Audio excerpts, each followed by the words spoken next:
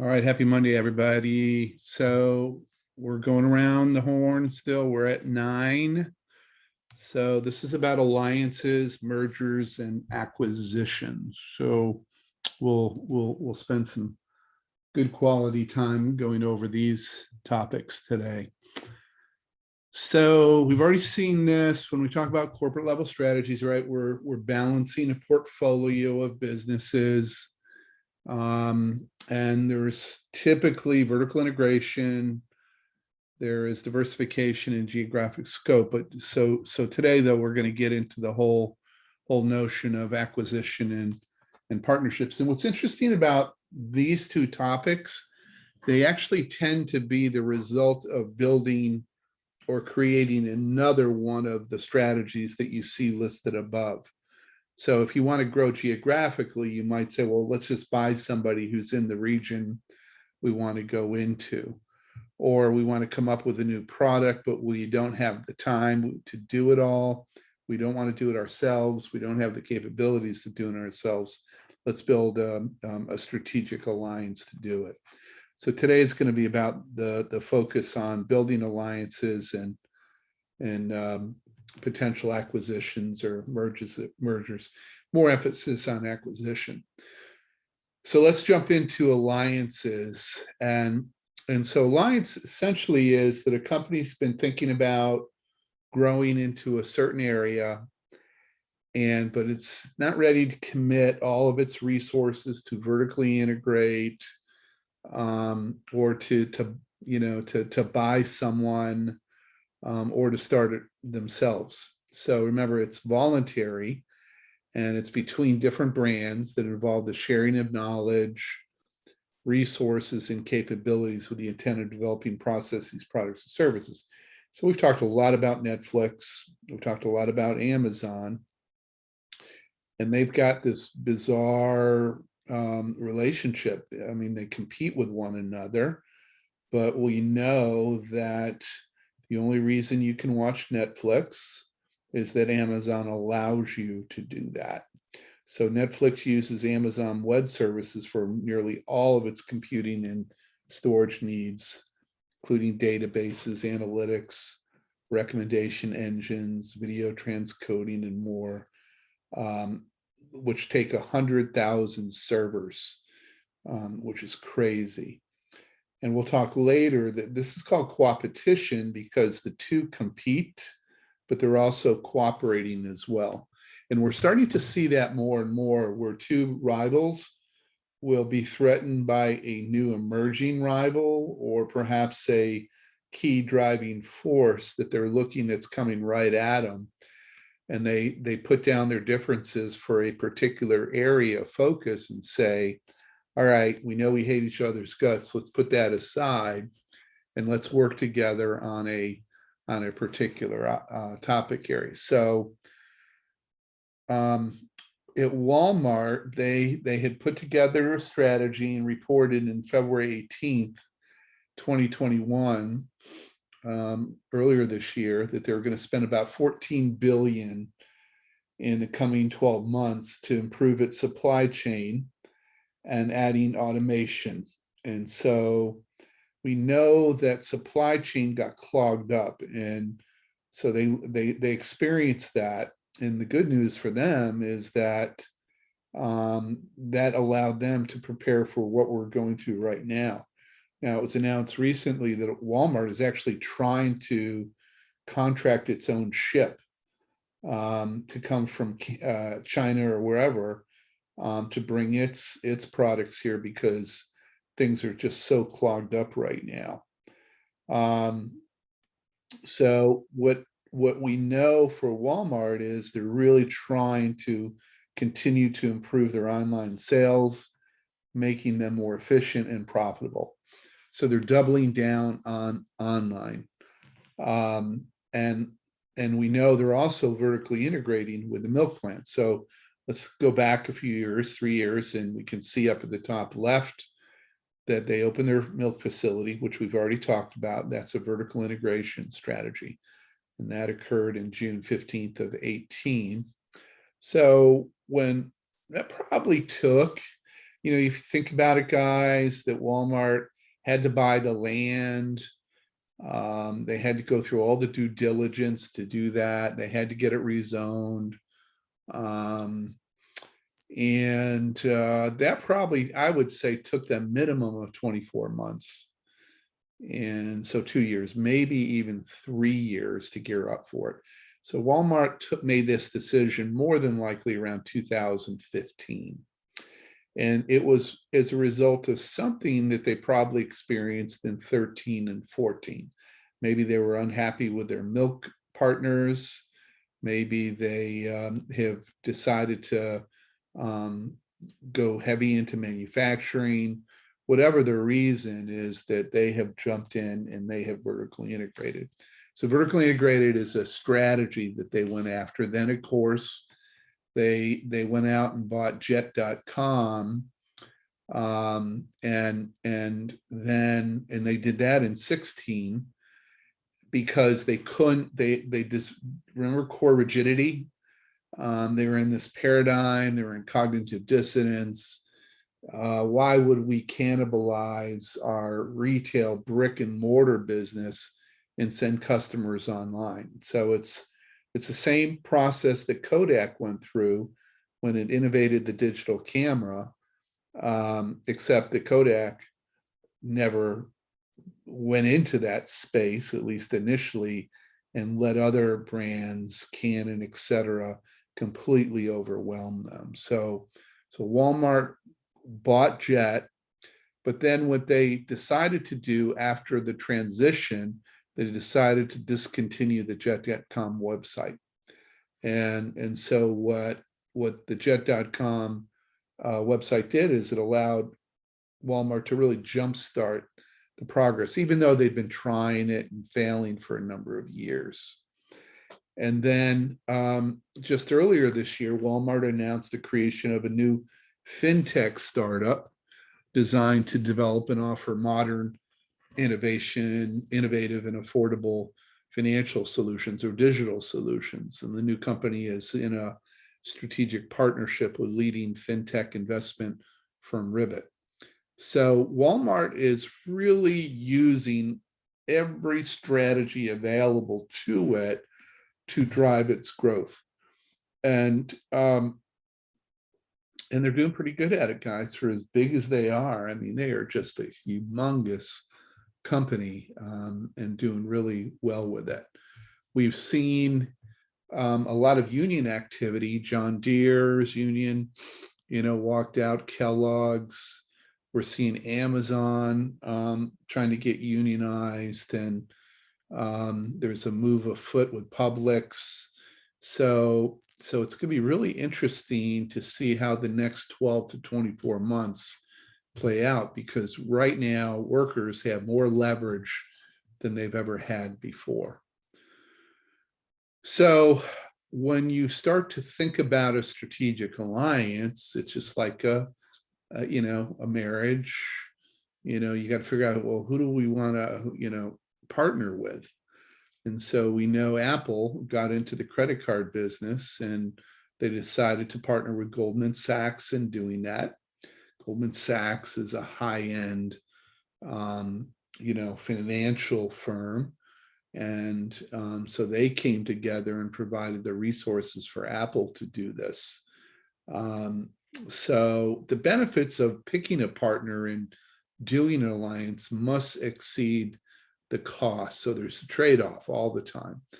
And the 5 reasons for alliance formation are to strengthen your competitive position, your moat, your competitive advantage, to allow you to get into 2 new markets that you weren't able to get into. If we go back and look at Walmart's actually been trying to get into the financial markets since 1996. My old company, Ucrops, I've mentioned to you, started the bank, First Market Bank, which is now Union Atlantic Bank. And when Walmart saw how successful we were with it, they wanted to do it, but the federal government intervened and they grandfathered us and didn't let Walmart get into it. But Walmart's been still getting into some financial markets. So So it's this card is allowing Apple to get into the financial side of the business, and you know, Ribbit's relationship with Walmart is allowing Walmart to get more into the digital financial area. It's also a hedge against uncertainty. Again, you've got a driving force coming in, you've got new rivals coming in, and you're not quite sure what kind of impact that they're going to have. Allows you to access critical complementary resources that help you grow your business, and well as learn new capabilities. I'm going to go ahead and talk about Hulu in just a quick sec, because I'm going to talk about it big time in a second. But you know, NBC, ABC, and Fox were trying to understand streaming video with the emergence of Netflix and Amazon and Hulu, which is considered to be a non-equity strategic alliance. We'll talk about that in a sec.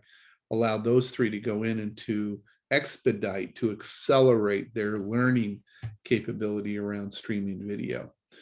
And so partners, just like a marriage, you got to be compatible and you got to be committed, because it ain't easy. And there's going to be times when, you know, all of a sudden trust issues start to pop up, and how are you going to navigate that? So I think one of the real interesting alliances right now, and this is a video that I want you to be looking at for Wednesday. Shonda Rhimes, of course, who is you know, well regarded in the media industry.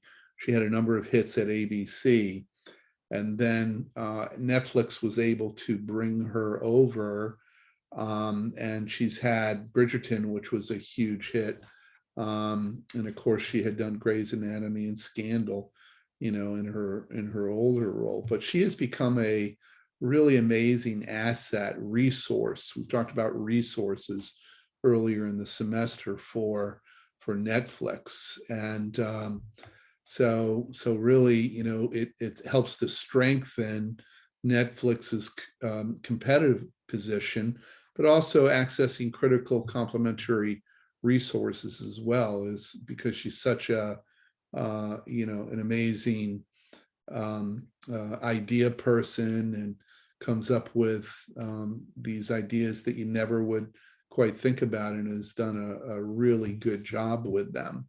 So what she allows to occur for Netflix is a partnership, you know, because she's you know, she and I think it's an exclusive deal, but it's just something that's a very, very powerful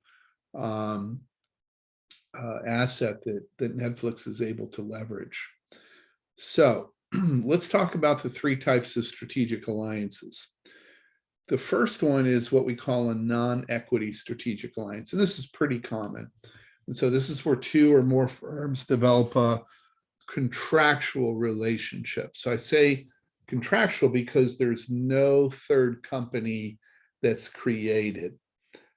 So you've heard the word contract manufacturer before. And so what companies will do is contact manufacturers, these small, could be a co-packer or a big company actually, who not only you know, has their own product, but will make your own private label product. So back in Ukrops, you've heard of Wonder Bread. Well, Wonder Bread had a wonderful name recognition and brand equity, and we actually use them to make the Ukrops label bread or private brand bread. But these are less formal and require fewer partnership commitments, but it tends to be very, very trusting, and they tend to try to make them 3, 4, 5 years, maybe more. But we know a number of you have the iPhone, and we know that, as we've said earlier in the semester, that Foxconn is the strategic partner for Apple.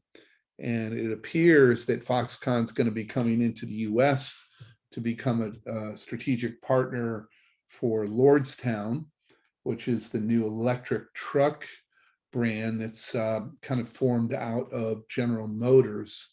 but Foxconn is really known far and wide for their ability to come in and partner with very difficult, very technology laden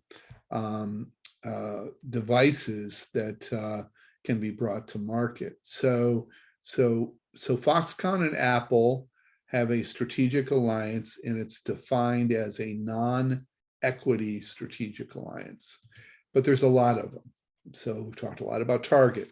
Target, I think now actually has over 45, well over 45 private labels. And the word private label, they're trying to get rid of that, and they're actually just calling them private brands. And the way Target manages their portfolio brands is as Procter and Gamble would manage their own portfolio brands. If you go into Wegmans, or if you go into Walmart, or if you go into Kroger, I mean, they're going to have their one private label brand for the most part.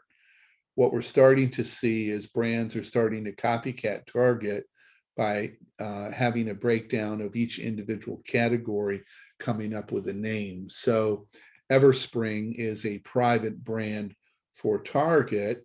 And as you can see, that it's focused on the cleaning and home supply category. And so Target calls them own brands. And you're trying to differentiate and curate a selection of national brand products to our strategy. And so Everspring is one of those. So if you go into Target, especially when you went into the early stages of COVID, Target had major displays in the front of their stores because customers were looking for these types of products, and they had a pretty good supply of them, where a lot of the national brands actually were running out of the product. So we've talked a lot about Goodfellow too. When we had the comparison of the T-shirt, right? We had Patagonia's T-shirt for $50, and then we had, I think, Walmart's T-shirt for $10, and then there was another T-shirt for $30. And so you can get a Goodfellow T-shirt for $6.99. And so the men's private brand for Target is called Goodfellow. And so it's a great brand, and you can get a lot of other things other than T-shirts. You can get denim jeans, you can get sweatshirts, you can get night, pajamas and stuff for guys, but it's targeted towards men. What we also have seen Target do is form an alliance with CVS. So I actually got my booster shot at CVS, and then I just got my flu shot at CVS. So at Target, I should say. So you go in, and at least in my Target, you can't even tell that it was a CVS employee. And I actually had my primary business with CVS, which is 5 minutes from here. And ironically, the Target that I got my flu shot is 6 minutes from here. They're in the same shopping center, but I felt like the service at the Target run by CVS is better than the service at the CVS. I mean, I don't quite understand it, but that's the case. So Target is really leveraging these alliances. I want to call them non-equity strategic alliance. So in regard to these brands that I've talked about, Target is not vertically integrated. They have a partnership. They used to have their own pharmacy, but what happened was the pharmacy business is a very, very difficult business to run. And they found that they probably weren't making a good return on invested capital. So either they had been approached by CVS or someone decided to approach CVS, and boom, all of a sudden you got CVS running the pharmacy business for Target. I haven't seen the financial breakdown for it, but it appears, at least as a customer in the Target store, to be working well. We've also talked a lot about Patagonia. Patagonia does not own any manufacturing other than their surfboards. And so they use these facilities, these garment manufacturing facilities all over the world, including the US. But what Patagonia is focused on is fair trade. So that's a big part of Patagonia's philosophy, is making sure that their partners are manufacturing the garments in such a way that they're becoming a good place to work. So when you think about competing with these private brands, so what happens is Target does this, and P&G's got to figure out how they're going to compete with them. So P&G and other CPG brands are dealing with these driving forces. And I want to reemphasize to you that there was a big recession in 91. And remember, that's when Walmart came out of that recession. They had performed extremely well. And they said, we're going to be the nation's largest food retailer by year 2000. And so they started growing like crazy and using Porter's 5 forces model, because Walmart started growing exponentially. That was giving them more and more power from the CPG manufacturers.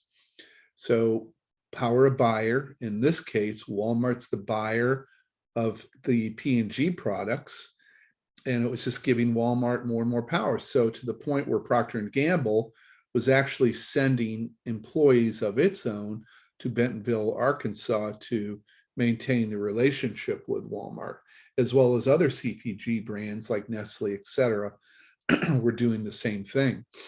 So Walmart says we're going to be the nation's largest food retailer by year 2000. At the same time, Kroger is saying we are sick of getting thrown around and slapped up by P&G, so we're going to double down on our private label brands, which they did. And so Kroger was one of the real big time first movers into private label. So these CPG manufacturers are dealing with these forces. The big force, the big grizzly bear called Walmart, and then another driving force is the growing focus on private brands by large and regional supermarket chains.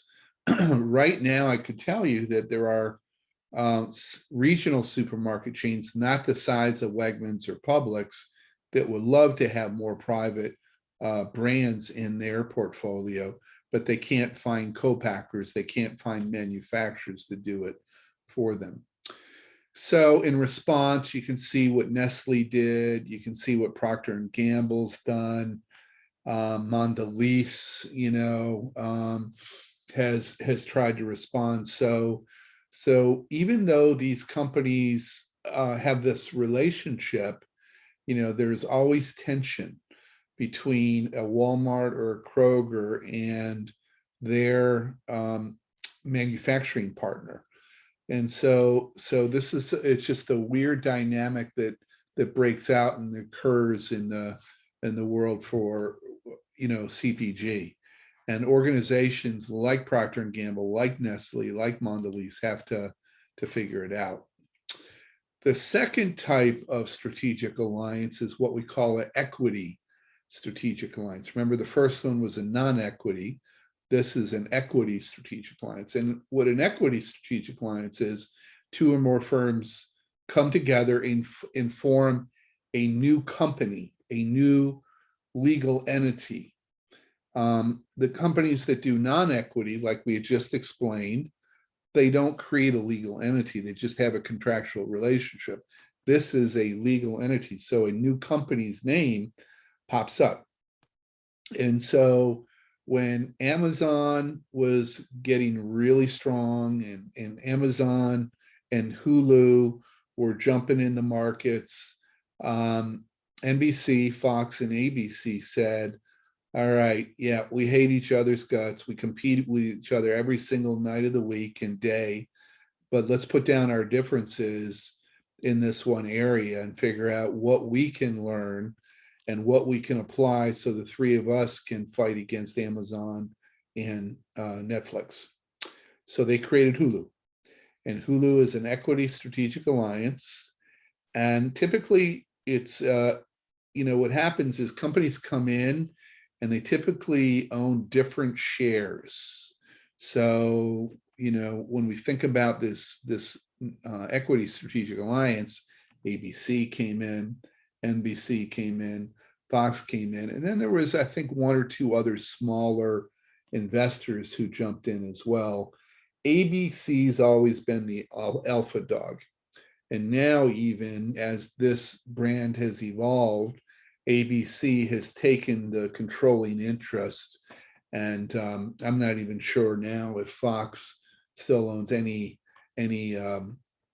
assets within Hulu.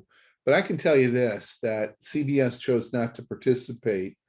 And it was very clear to me that CBS was well behind, especially NBC, in terms of user experience for their streaming video, or even just regular websites that you can go to. I can never stay up for Saturday Night Live. I'm always snoring by 10 o'clock or 10:30, but I still love to go back and I watch the skits.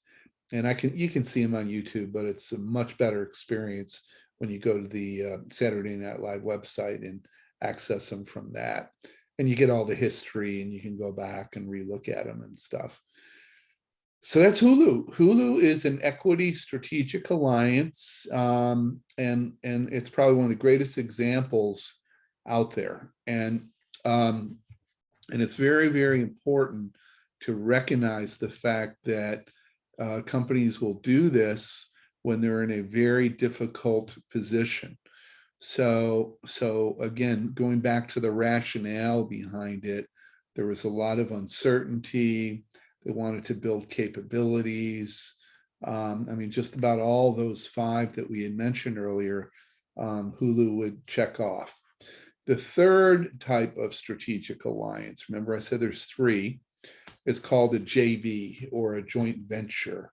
So this is where 2 or more firms create a legally independent company to share some of their resources and capabilities to create a competitive advantage. And firms own equal percentages in that regard. So this picture right here is a company called Sadara. And Sadara, Sadara. Now, Arab Spring was certainly about protest, and it was quite profound in its own way. But what Saudi Arabia had come to the conclusion was that a lot of it was about unemployment. And so Saudi Arabia has worked very hard in recent years to diversify their economy, because they know, especially now with EV coming on, that, oil, there's what, a 15, 20 year shelf life that oil will be used for automobiles and trucks, etc. But if it's looking like this infrastructure bill is passed, when I was thinking I probably wouldn't get an EV, till not this next car, but the car after, I very well could get a car with my next purchase. I'm not sure. So Sadara is a joint venture between Saudi Aramco, which is the oil company of Saudi Arabia, and Dow Chemical. And so Dow put in $1 billion, Saudi Aramco put in $1 billion, and they created Sadara, and it's a downstream vertical integration strategy. And by that, oil's extracted, and oil then would be converted eventually to gasoline or jet fuel. Well, this oil is being converted to use for use of making plastic and other products that you and I will use every day. It's quite profound. And Saudi Arabia is trying to do a better job in terms of diversifying, who's working at Sadara and how they're going forward with that. So here's Netflix and Amazon. It's called Coopetition. And typically when you have these strategic alliances, it just makes it, they're difficult. They're really difficult. Here's another one. The J&J, of course, came out with the vaccine, but Merck agreed to help them manufacture it. So again, the traditional concept of winner takes all contest is giving way to a realization that in a networked economy, companies must both cooperate and compete.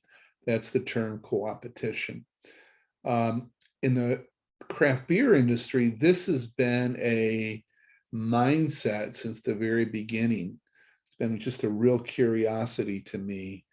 But oftentimes you'll hear where craft beer companies will, they're competing, but they'll come together and bring their best of to create a partnership where they'll produce a particular product. Or if one company's short of hops, they might call another company to be able to borrow some hops. I don't know how long that's going to last. I mean, craft beer is somewhat entering into this, the shake-up phase of sorts, right? Because the millennials who are driving craft beer are now starting to diversify their taste buds in terms of what they want. But this coopetition issue is a big focus. All right, so let's start to shift gears. We have J&J. We know them as a serial acquirer of healthcare companies, and J&J's got 3 divisions. So they've got the pharmaceutical products that some of us will be taking. Our doctor will prescribe it and we'll take it. And then they've got a medical device division, which are devices that might be implanted in us to help us live pain-free or live longer. And then they've got the consumer health stuff like Tylenol, and they've had some real issues with their baby powder, but they've got a bunch of other products as well, Q-tips and those sorts of things. So it's all in healthcare. Some of it's over the counter, and some of it is going to be you got to have a prescription for it, and others will be the result of some type of surgical procedure that you've had. And so they go out and they will buy companies in those 3 areas.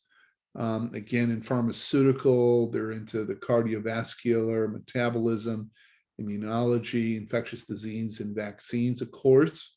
COVID-19, medical devices, orthopedics, general and advanced surgery, as well as vision, and then baby care, oral care, over the counter, skin care, women's care, wound care. So those are the 3 areas. And what they'll do is they'll go out and they will look for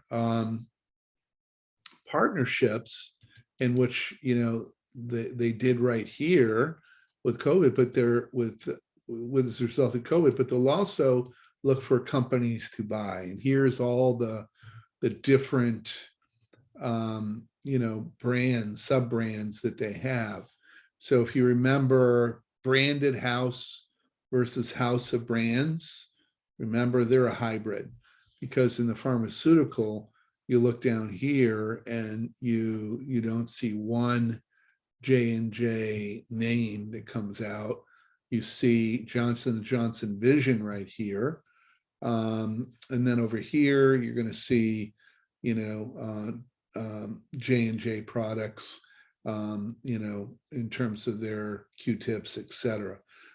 So they're very diversified, but it's within the overall area of healthcare, what you and I use to heal, and to repair ourselves. So what sometimes they might do is they might go out and find a company like you see on the left, and they'll just form an initial partnership. And then they find it's like dating, and then they find that the dating's going really well. So they just say, well, we'll go ahead and we'll buy you. And then they'll do the same thing on either side. So this is how J&J grows. They're a serial acquirer of diversified companies, and they're always on the lookout for brands either to build a partnership with or brands to buy. And so when you think about, do we buy, you know, do we borrow, which is the alliance, or do we build? You know, and if you think about, you know, your decision making, if you look at right in the middle, you know, you have the contractual alliances, or you have these alliances with equity. And so that's the equity alliance or joint venture. And then you have the contracting and licensing as well. I didn't get into that, but either one of those are called strategic alliance. And so then if you go to the right, you know, you have an acquisition. So it's the buy side. And so, and then on the far left, you do it internally. So you're going to have the internal development. That's the build side. So going back to the whole idea of vertical integration, Walmart decided to build it themselves through internal development rather than going out and buying a dairy. They wanted to be big. They wanted to put its own stamp in it, and to move forward in that way. And so we from a strategic standpoint, what are, you know, you think about the questions that you ask.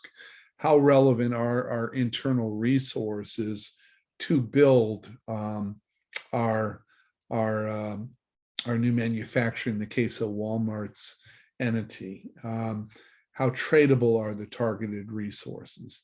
How close to your resource partner potentially are you? How well can you integrate the target firm? And what we know is integration is all about, you buy a company and then you try to integrate it. And what we know is a lot of these acquisitions don't work, just like marriages. So it's a big decision. It's a big decision. And these companies go through this decision-making process. And this is why J&J likes to go out and find these partnerships first, and they are able to assess the compatibility of it. And then if they feel the compatibility is a good thing, they're going to be able to get a return on the invested capital, they'll go out and they will actually acquire that company. So companies are making these decisions all the time. So how do you make these alliances work? You know, you're really focused on sharing knowledge and making this sharing of knowledge routine. There's got to be trust between the firm, and then you're going to be very specific about what the investment is going to entail. So with Fox and ABC and NBC, they were very specific. It was all about creating a third or another entity called Hulu that was going to be all about streaming. And so all around that, then you have the effective alliance governance process that goes into play. And I don't want to, I mean, it is tough, even for a small consulting business like mine, Pure Culture Consulting. I mean, I've had 3 alliances. These have all just been 3 partnerships that have come together, more non-equity strategic alliance of sorts. And out of the three, only one will perpetuate into the future. One firm I would never work with again. The other I might, but it got a little weird at the end. And then the third is I'm still in the middle of it right now, and I would continue to work with that company in a heartbeat. So when we think about the tasks that must be managed, we think about the selection and the alliance formation. Who are you going to work with? And then what's the governance process? You got to design it. So this becomes a core competency.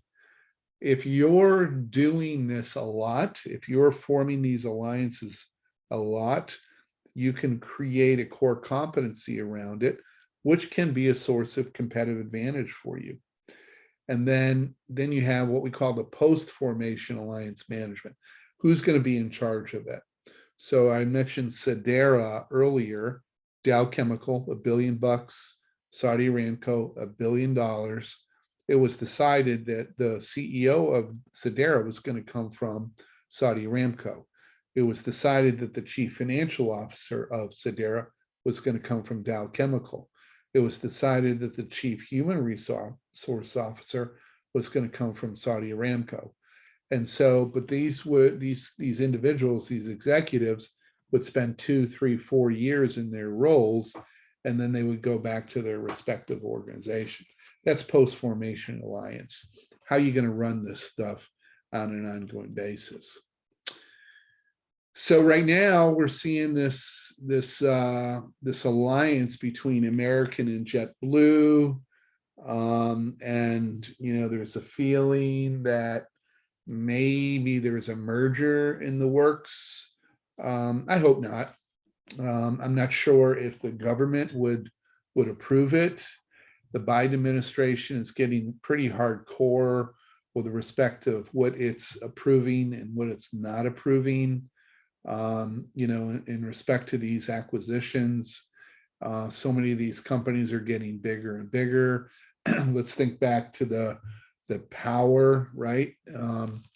Issue, and the more power that a particular entity has over us as consumers, the less potential competition there will be, and the less likelihood of prices going up. Now, I don't know if you check the airline prices right now. It's pretty crazy how much they've gone up over the past just really even 8 weeks. And summer cards have doubled. But I'll be making a reservation to go to Boston in December, and I'll be interested to see what I have to pay on JetBlue. But I hope this doesn't turn into a merger or an acquisition situation. It would be really sad to lose JetBlue, in my humble opinion. In this whole autonomous vehicle space, it's pretty crazy in terms of all the alliances and partnerships that are occurring. And what's interesting is the ride-sharing brands like Uber and Lyft and Didi all jumped in and got involved with these alliances. And I've been critical on Uber diversifying too quickly into the autonomous space. They've since gotten rid of their autonomous division, of course, but they all were able to force them well into these relationships. Very interesting. But look who's going all by themselves, Tesla right now. Now, Apple is by themselves, but they made a pretty big, sizable investment into Didi, and this is a Chinese company. I don't know if Apple really wanted to do it. I almost felt like they felt compelled to do it because the government of China was telling them to do it. But Apple has done a really good job navigating the relationship with the Chinese government. And Apple's been criticized for that, but they've done a really good job. Starbucks historically has done a really good job navigating that. We'll talk more about that when we get into the global module a little later on in the semester. So, but more importantly, with the electrification of automobiles, because that's clear, and this is occurring right now. We're starting to see more hand-free value chain segments come out with the manufacturers of automobiles, and with the new versions coming out for 2022, we're going to see a new generation of that. So I would say autonomous started joining up pretty early. I would just tell you that I think this is still a ways away. I may have mentioned in our lecture that there's really interesting videos out there on the Google autonomous brand, Waymo, I think it is. And they're about 99% there, but the final 1% is still not quite, where they're going to need it to be, and so they've got to figure that out. But as long as we get rechargers and we get the battery thing all straight for electrification, it's going to be happening pretty soon. So then you have the M&A stuff, and a merger is when two firms agree to integrate their operations on a co-equal basis. The acquisition is where one firm will buy the controlling or 100% interest in another. And then a takeover is an acquisition. It's just a hostile acquisition where a company will say, I'm going to buy you, and they'll go to the shareholders of a company and offer if the stock is trading at $25, the company that wants to take over the brand might offer $30 and go to the shareholders and force a vote. You saw this in Wall Street. Gordon Gekko was a takeover specialist. Saw this a lot in the 80s. Takeover, nasty, really bad, but it occurred. And so Joseph Banks here in town, or the brands here, wanted to take over Men's Wearhouse, and they got in a big fight. And then when Men's Wearhouse ended up taking over Joseph Banks, and so here you have two enemies that now try to coexist. And it just, from what I gather, it's just not working out that well. So you remember this, we've already covered this. And if you decide to sell off a dog, or you're going to move into another area and buy a product. So this is what the growth share matrix can also be used for. Can be used to, you make the decision that you want to divest yourself of a particular sub brand. Well, you got to sell it to somebody unless you just close it down. So why would you acquire another company? You do it to increase market power, but you got the federal government that's looking right at you with their binoculars.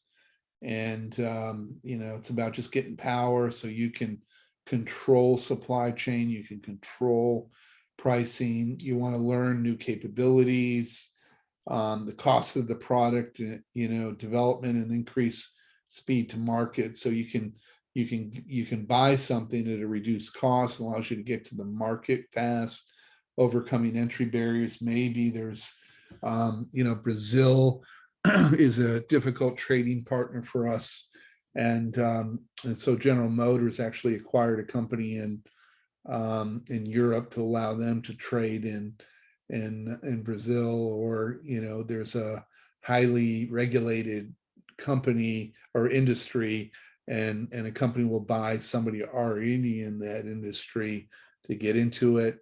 You lower the risk compared to developing new products. So you buy somebody who's already got a product. So Pepsi ended up buying Health Warrior, which makes chia bars. So it's not an energy bar, but it was a protein bar, and they'd already had developed a market and allowed them to jump in without the risk of coming up with their own product, to increase diversification. We've talked a lot about that. And then just reshaping their competitive scope which could be around supply chain or a particular region of the United States.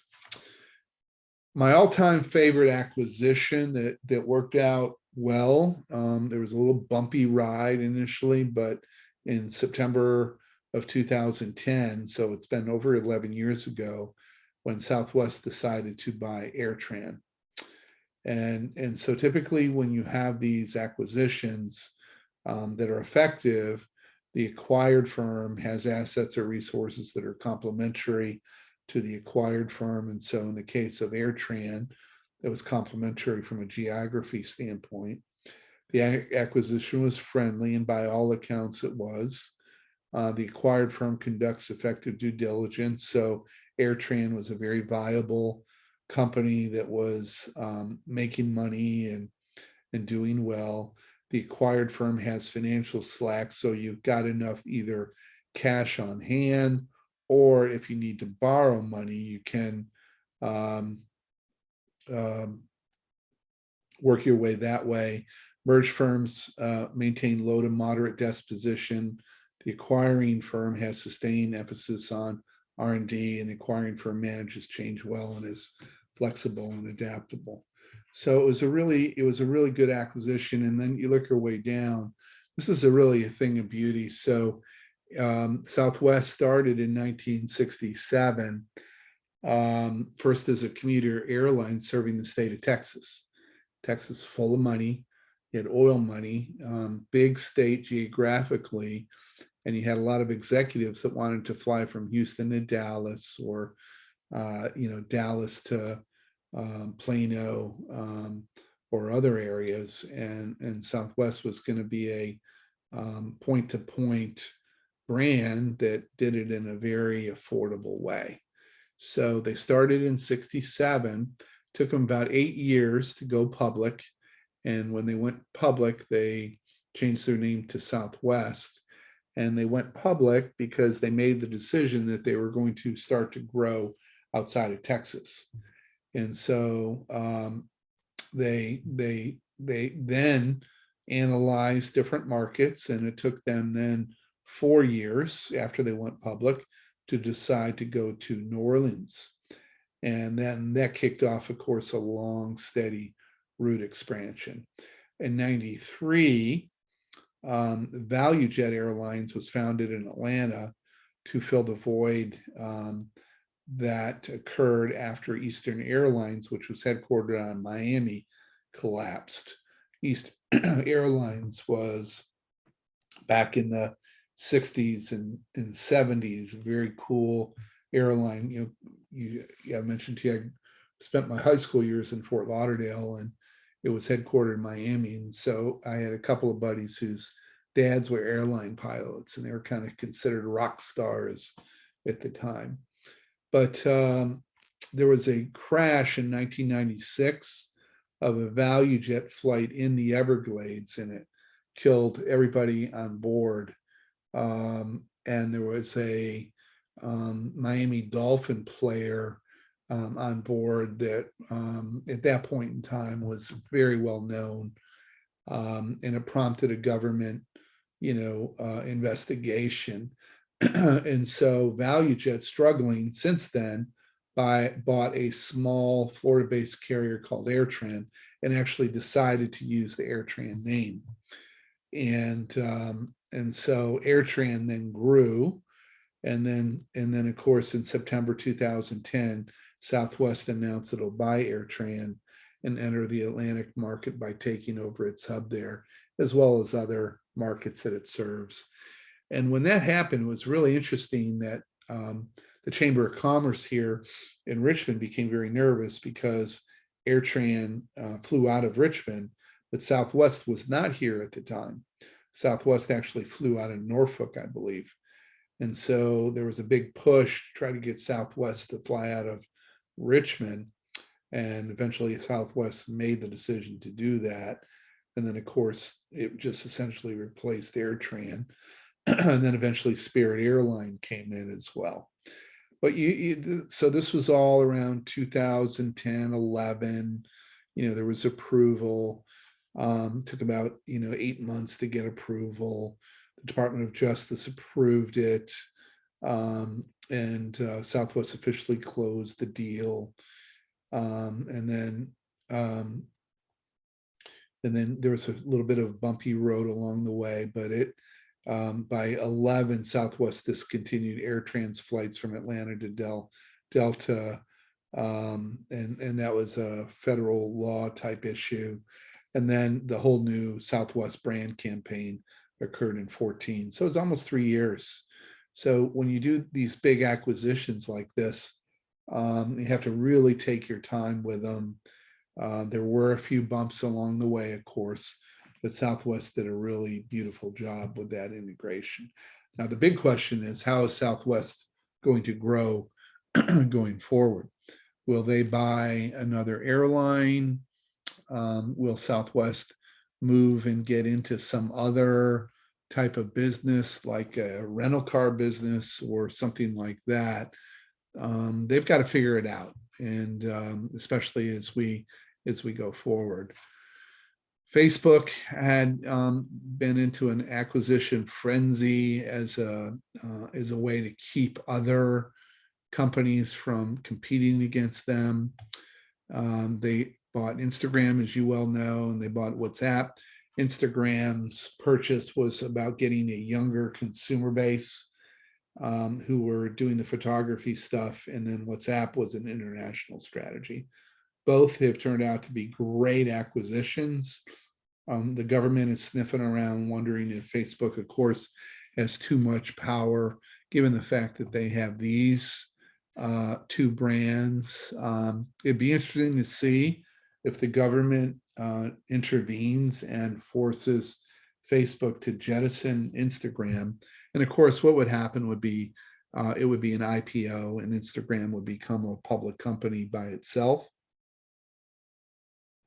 Or WhatsApp would be a company by itself. Don't know if that's going to occur. I think we got more issues just on the whole business model of Facebook and what they're doing to, keep America from essentially killing each other. But anyway, those two acquisitions were good. Facebook's acquisition of Instagram, really occurred about 2 years after the company was founded. So the whole idea around a unicorn really came from Instagram, to be honest with you. But when Instagram was bought by Facebook, it only had 13 employees, and it was for $1 billion in cash, which is just crazy. So we're not seeing that anymore. I mean, we saw, all this, this period of time in the, from 2006 to, probably about 5 years ago when a lot of this occurred. But it's really slowed down, particularly in recent years, as a lot of these tech companies haven't built the business model to sustain them. That's one of my favorite acquisitions as well. IKEA bought TaskRabbit. TaskRabbit was a brand that people used if they wanted to put together something and they didn't know how to do it. They would bring in a tasker and pay them to do it. And so rather than like Uber, which is they take you from point A to point B, you bring in a TaskRabbit person who would build a shelf for you, or in the case of IKEA, assemble IKEA furniture for you. So there were taskers that were making $80,000 a year just assembling IKEA furniture. And the IKEA brand, of course, the trade-off was that you bought it disassembled and you had to bring it home, and then you had to assemble it yourself. And so for people like me that are pretty klutzy when it comes to being mechanical, I called in favors from my daughter's friends, or, the last time I bought a IKEA product, I had one of my employees do it, and I paid him on the side to do it. So IKEA decided to buy TaskRabbit, and it's out there. So if you ever bought an IKEA product that was going to be really complicated and you didn't quite know how to do it, or you didn't want to do it, you can call a tasker and they would do it for you. And it's turned out to be a pretty good acquisition. Target bought Shipt for 550 million. And this was an interesting acquisition. When it occurred, I was fairly curious about it because delivery was just getting to be a thing. Instacart was out there, and but this is a really interesting example of, again, of competition where Target will compete against supermarkets, and there are supermarkets that use Shipt and prefer Shipt to their rivals. So wouldn't be surprised either if Shipt went away and Target integrated them completely into their operation, or just the opposite. Target ended up doing an IPO and Shipt went public. My sense, if I'm Target and I'm thinking strategically, I'd want to keep Shipt, and I might just want to rebrand it and make it Target, the Target sub-brand. But I don't know, they do private label, so maybe this works out for them. But this is what we call a strategic dilemma, a great example of a strategic dilemma. Target makes a decision to buy a brand. It turns out in many respects to be more valuable than they ever thought it would be. And they timed it really good. They never dreamed there would be a pandemic, but there was. And so Shipt's performance is, I'm sure, just like Instacart and DoorDash and Uber Eats, etc., have grown. But what does Target do with it? They know how to run their own brands, so this could be considered a sub brand, and they just might be happy with it. Or, what are the board of directors finding? What is the research showing that they should do? So we've seen Danaher as a serial acquired diversified industrial manufacturing businesses. And so again, what we've talked about is they've got these assets, these resources at the top. So when they go out and they buy these brands, they're going to leverage these resources and capabilities. And so Danaher is leveraging a resource-based approach to growth as they go forward, which also ITW does as well. And so these guys are always fishing, guys, for these products. They are brands. They bring them in. They buy them. They put their mark on them. They turn them into a more profitable sub brand, and then they allow them to grow. And then they go out and they go back fishing for new brands. So problems in achieving success when we talk in terms of the integration, or just to get your return of it, is the integration is really difficult, and could be culture integration or systems integration. There's inadequate evaluation of the target, too much debt, inability to achieve synergy, too much diversification. They're pursuing too much. Managers are over focused on the acquisition, not on the core business, and the firm just becomes too large and unwieldy. And so Dollar Tree and Family Dollar actually merged together when Lidl and Aldi were coming in, and so this romance has been a little tense and over the past several years as well.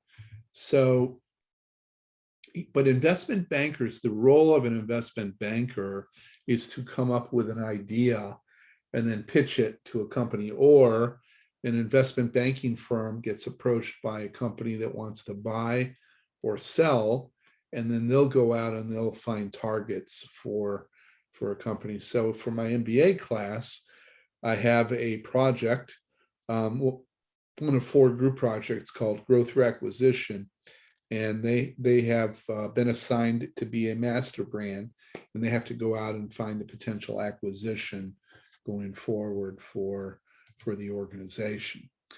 And then last, there's a concept called co-branding, and co-branding is I guess it's a non-equity strategic alliance, but it's where two brands will come together, each have in their own mind equity that they can leverage. And so when we think about co-branding, they're cooperating, and they're cooperating with logos, with color schemes. Doritos and Taco Bell is probably one of the greatest examples of co-branding. And so the object is for this to combine the strengths of the brands in order to increase the premium consumers are willing to pay to make the product or service more resistant by copying, and bringing it to market. So we saw it a lot in the 90s and early 2000s, and in some regards you might see it now. But think about Dorito and Taco Bell coming together and co-branding for a particular product. You've seen it for automobiles and motorcycles and other brands as well.